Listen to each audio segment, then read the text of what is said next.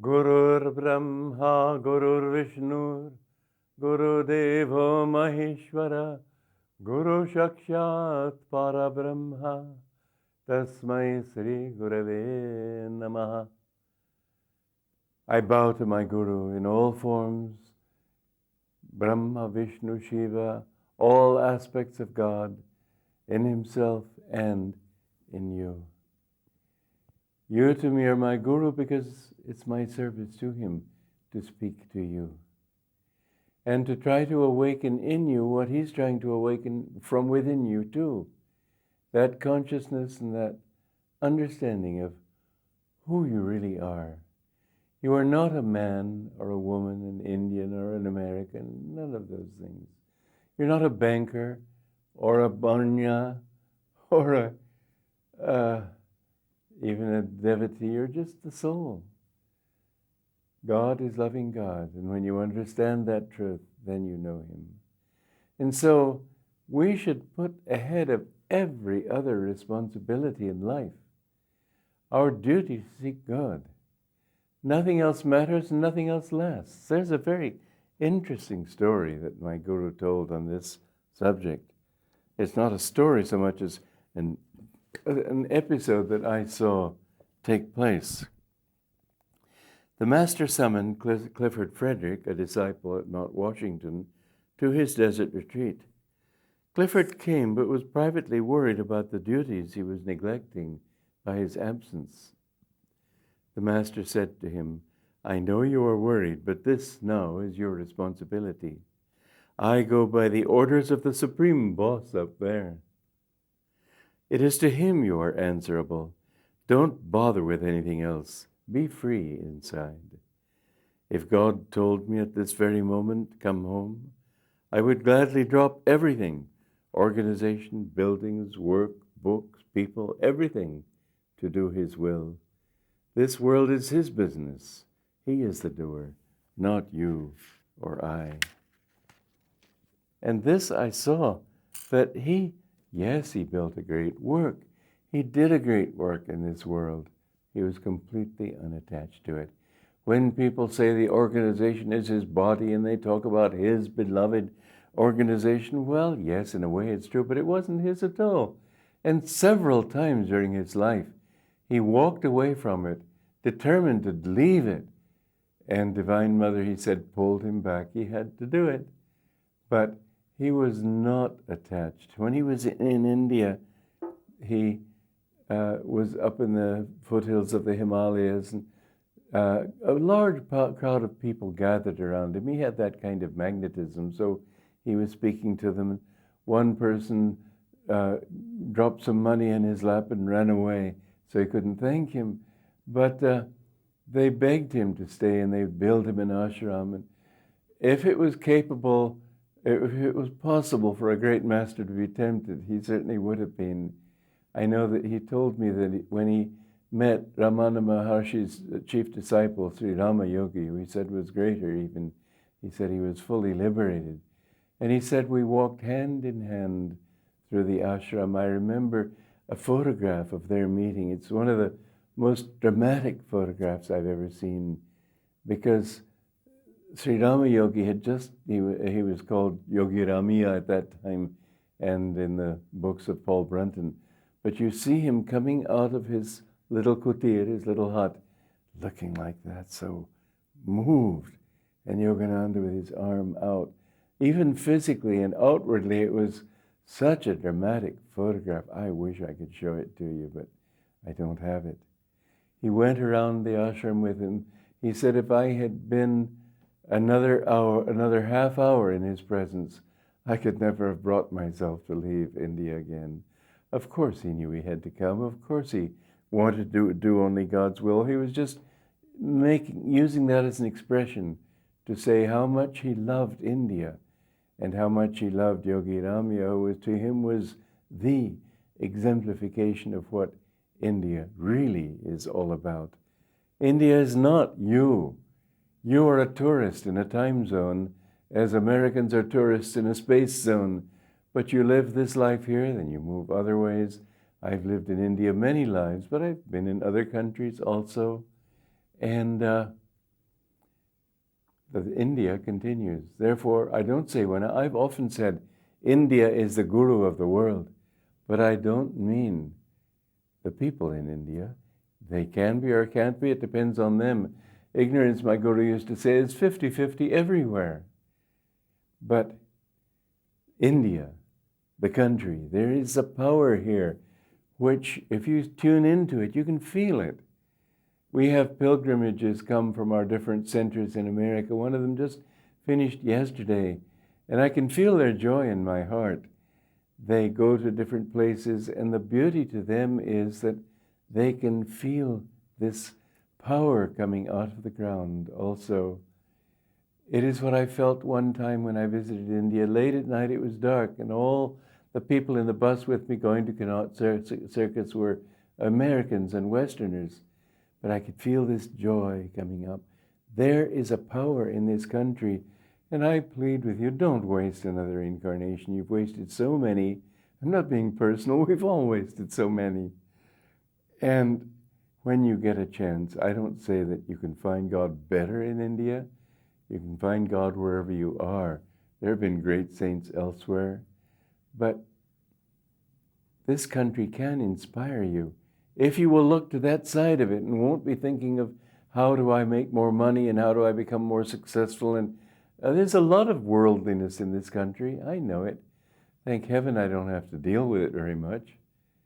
But there's so much wonderful spirituality. I have had the opportunity of meeting many saints in this country. That has been my good karma. And it has been such a joy. I remember when talking about Yogi Sri Rama Yogi, and he said to me that whenever you can, go be with the saints. It's good to be with different saints. They all, if you tune in and don't think, oh, this one, like so many disciples of Ananda Mahima, I'd see them all following her like this. That's not who they are. Tune in silently. Tune into their presence. That is so thrilling. When I was with her, I was just overwhelmed. When I was with my guru, I would even be, I can't say more overwhelmed, that's not fair. Yes, because he was my guru. But God is in all these saints. And God is everywhere, but it takes a lot more sensitivity to see him in a gunda, a thug, or a criminal. Whereas he is very clearly present in a great master. We are here for only one reason, to know God's joy, yes, but what happens when you feel joy? You love it. And so love is the fulfillment of joy. You know, Yogananda did say something very interesting.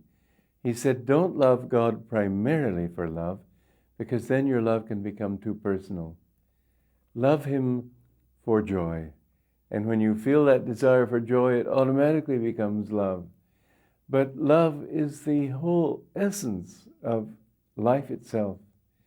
You see so many people, their lives are dry, their eyes are dead, there's no light of spirituality in it, and they're always thinking, how can I get this, and how can I get that? And some man told a friend of mine recently, well, spirituality's on this side, business is on that side, and he was being a businessman. What a waste of a life.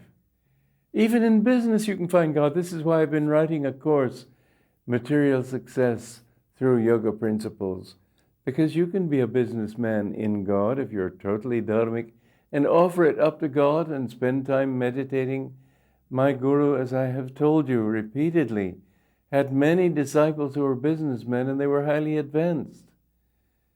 What you are in your heart is what matters. Don't think you've got to wait until you retire. Then you'll go to the Himalayas and build yourself a little kutir and meditate. By that time, your habits will be so formed, it won't be possible to change. And Swami Shivananda said that many people think that when they retire, they will just go to the Himalayas and find God, and they build themselves little cottages, but they're only thinking of their own liberation. He says you've got to think in terms of serving God through others.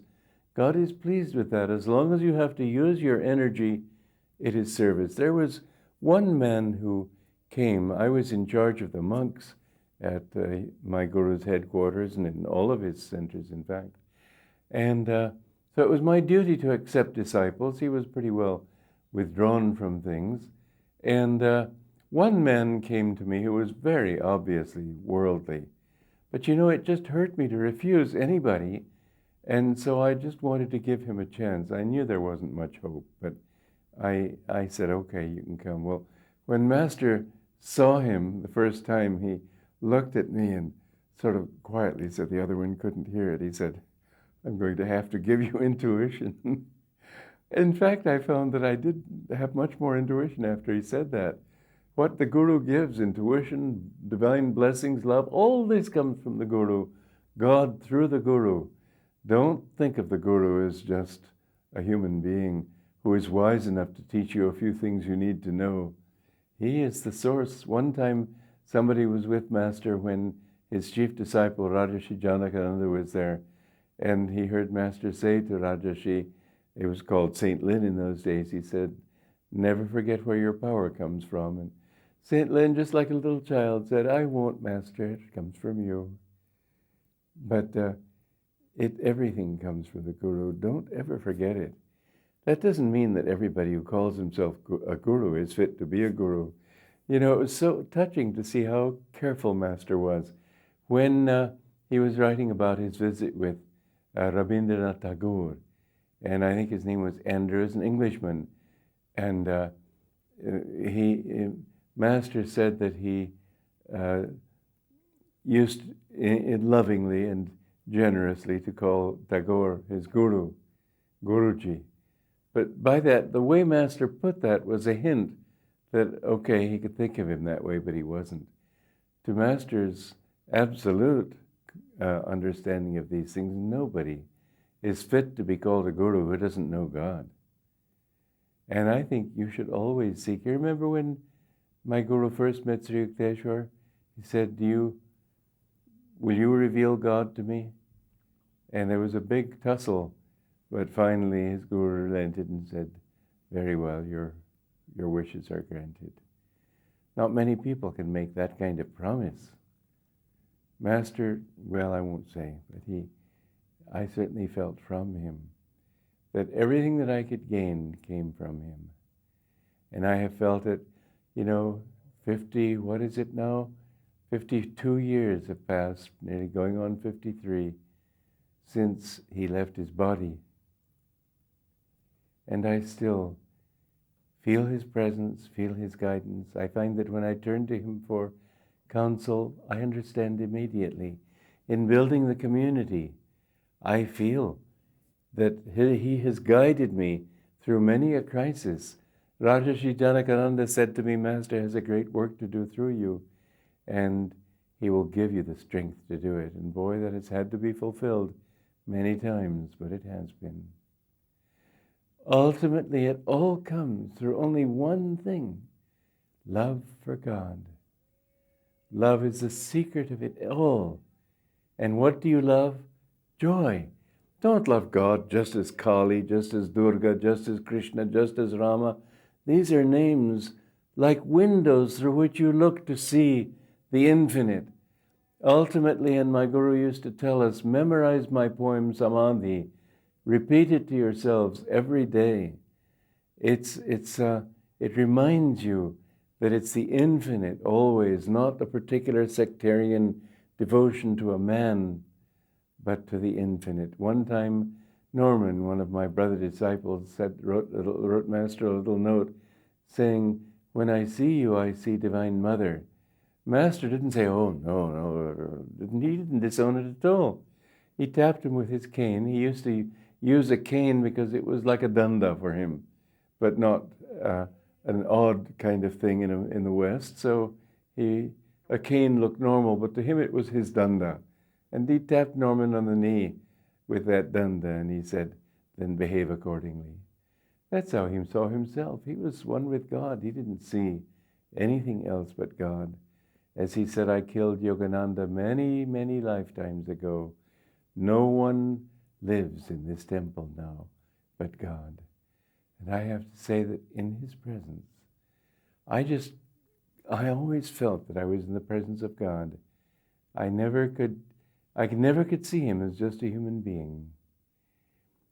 This song, which I'm going to sing you, Love is a Magician, it's because through love and through love of God, you become completely transformed. I think that of all the songs that I can't say I have written, God wrote it through me because it came to me quite by accident. As I've said once on this program, I had my fingers on the piano keys and asked God to give me a melody, and this melody came out and it thrilled me. But I think it's of all my songs my favorite because it speaks most directly to the feelings of my heart, my longing for God, and how I've longed for Him for so long. So please listen to it, and listen to it also thinking of the intensity of your own desire for Him. Joy to you.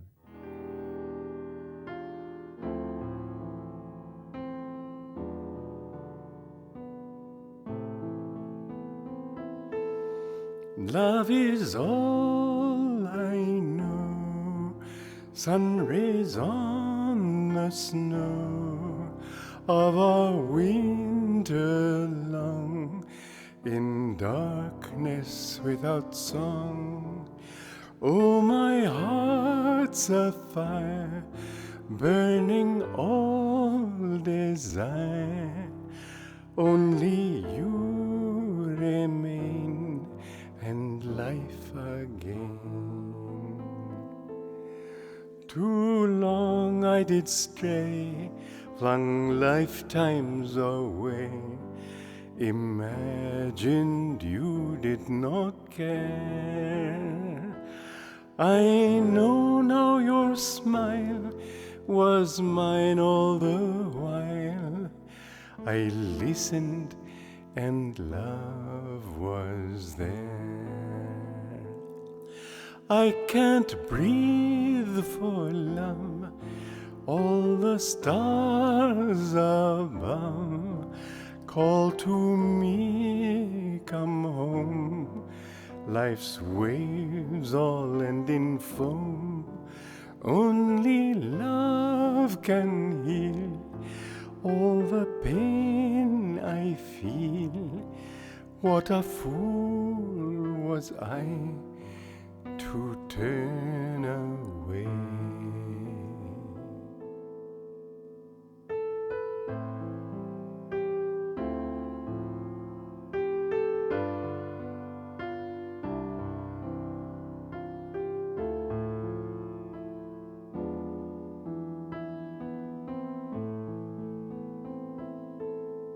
Love is all I know, sun rays on the snow of a winter long, in darkness without song. Oh, my heart's a fire, burning all desire. Only you remain, and life again. Too long I did stray, flung lifetimes away, imagined you did not care. I know now your smile was mine all the while. I listened and love was there. I can't breathe for love, all the stars above call to me, come home. Life's waves all end in foam, only love can heal all the pain I feel. What a fool was I to turn away.